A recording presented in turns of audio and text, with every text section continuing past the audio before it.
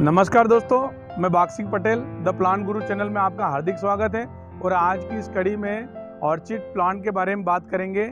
इसके पहले भी हमने एक वीडियो में ऑर्चिड के बारे में आपको जानकारी दी थी, लेकिन आज आपको ऑर्चिड को मल्टीप्लाई कैसे करते हैं, एक पौधे से दूसरा पौधा कैसे बनाते हैं और रिपोर्टिंग क्यों करना चाहिए उसके बारे में जानकारी देंगे। क्योंकि बहुत बार देखा जाता है कि ऑर्चिड का प्लांट धीरे धीरे खराब होने लगता है और सूख जाता है, और उसके क्या क्या कारण हो सकते हैं उसके बारे में आज विस्तार से चर्चा करेंगे।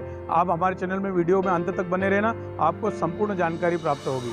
चलिए देखते हैं। तो दोस्तों, क्या होता है कि जब हम ऑर्चिड लगा लेते हैं, जिसमें आपको कोयले के टुकड़े, जले हुए कोयले के टुकड़े और नारियल के खोल या कोको चिप्स हम लोग डाले रहते हैं। लेकिन क्या होता है कि बहुत दिनों तक कोको चिप्स जब अंदर रहता है तो मॉइस्चर के कारण वो जो है सड़ने लग जाता है और वो डीकम्पोज होकर खाद बन जाता है, और उसके बाद में हमारे पास कोई ऐसा मीडिया बचता नहीं जिससे वो ऑर्चिड के प्लांट को भोजन प्राप्त हो सके। तो हमको समय समय पे उसका रिपोर्टिंग करना पड़ता है, और रिपोर्टिंग करने के लिए फिर हमको वही मीडिया लगता है, कोयला और कोको चिप्स। आप देख रहे हैं हमारे सामने ये जो है नारियल के खोल हैं। ये नारियल पानी जो रहता है, जो पीने के बाद में जो खोल बच जाता है, तो ऐसे कलेक्ट कर लेना पड़ता है, और उसके बाद में इसको हम मीडिया के रूप में यूज़ करेंगे। तो मैं आपको दिखाता हूँ कि जैसे क्या होता है। जैसे ये वाला एक पॉट देखें। अब इसमें क्या है, कोको चिप्स बहुत सारा डाला था, मतलब 50% कोको चिप्स था और 50% कोयला था। लेकिन क्या था, वो धीरे धीरे ये डीकम्पोस्ट हो गया, और ये देखिए अब इसमें सिर्फ कोयला बच गया, और जो 50% हमने ये कोको चिप्स डाला था वो ये ऐसे बच गया। अब ये देखिए ये कैसे डीकम्पोज होता है। ये मैं आपको दबा के दिखा रहा हूँ। ये देखिए ये पूरा जो है डीकम्पोज हो गया। मटेरियल 50% इसमें था, लेकिन अब ये धीरे धीरे 50% सिर्फ कोयला बच गया, और इसी कारण से हमको जो है रिपोर्टिंग करना पड़ती है। अब ये देखिए, अब इसमें क्या है, वाटर होल्ड कैपेसिटी बिल्कुल नहीं रही, और ये जो है धीरे धीरे डीकम्पोज हो रहा है। ये खाद में बदल गया। ये इसलिए हमको इसमें वापस से कोको चिप्स ऐड करना पड़ेगा। और उसके लिए हम क्या करेंगे कि कोको चिप्स जब डालें तो हमको बड़े बड़े पीस डालना चाहिए, ताकि वो ज़्यादा दिन तक उसमें रह सके और वो जल्दी धीरे धीरे डीकम्पोस्ट हो, और वो पौधों को जो है भोजन दे सके और न्यूट्रिएंट्स दे सके। तो मैं आपको दिखाता हूँ कि जैसे हमने रिपोर्ट करने से पहले जो पॉट हमने खाली किया था उसी के बारे में बात करते हैं। कि ये हमने ये पॉट खाली किया। अब इसमें जो है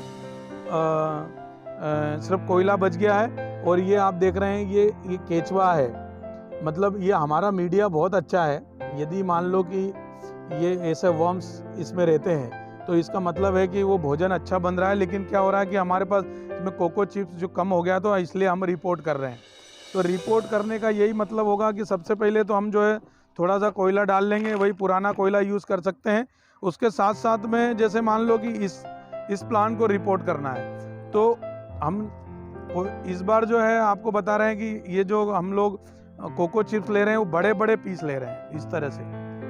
ये देखिए, ये बड़े बड़े चिप्स लेने से क्या होगा कि ये जल्दी डीकम्पोस्ट नहीं होगा, और ये ऐसे कैसे यहाँ पर अपने को डाल देना है ये। और इसकी जो भी जगह बचेगी साइड की, उसमें इसी तरह से हमको ये कोको चिप्स फंसाना है, ताकि ये हिले डुले नहीं। ये देखिए ऐसा, इसको मजबूती से जो है आप इस तरह से कोको चिप्स बीच में फंसा सकते हैं, और उसके बाद में जो जगह बचेगी उसमें हम फिर कोयला ऐड कर देंगे।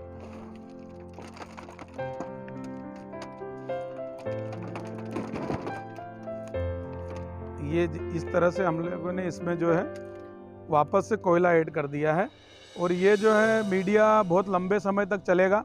इसके बाद में हमको 1 साल के बाद में फिर रिपोर्टिंग की ज़रूरत पड़ेगी। इस बीच में हमको इसमें न्यूट्रिएंट्स देने की ज़रूरत पड़ेगी।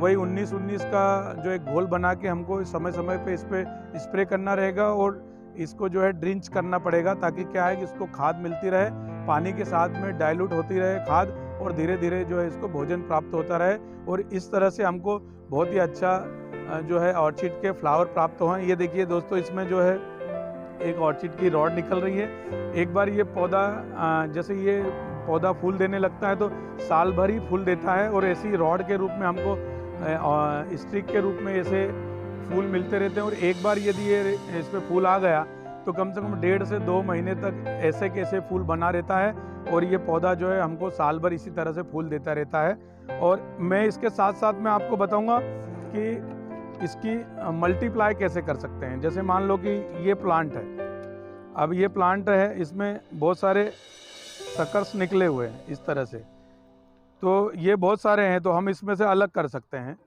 या जी ये देखिए इस तरह से, अब ये इसमें जड़ है और जड़ के साथ में साइड से फुटा हुआ गया है, तो हमको क्या है, ये कटर के माध्यम से जो है, ये जो जिसमें जड़ें थोड़ी हल्की हल्की दिख रही है, इसको हम इसके साथ में अलग कर लेंगे। ये देखिए ये मैंने इसके साथ से अलग कर लिया है और इसी को हम मल्टीप्लाई करेंगे। तो मल्टीप्लाई करने के लिए बहुत ही आसान है कि यदि मान लो आपके पास पॉट अवेलेबल नहीं है, तो जैसे ये नारियल का खोल, ये पुराना खोल है, सूखा हुआ है, पूरा जो पीने वाला नारियल है सूखा हुआ है। और ये देखिए, तो इसमें क्या है कि हमको थोड़े से कोयले डाल देना है।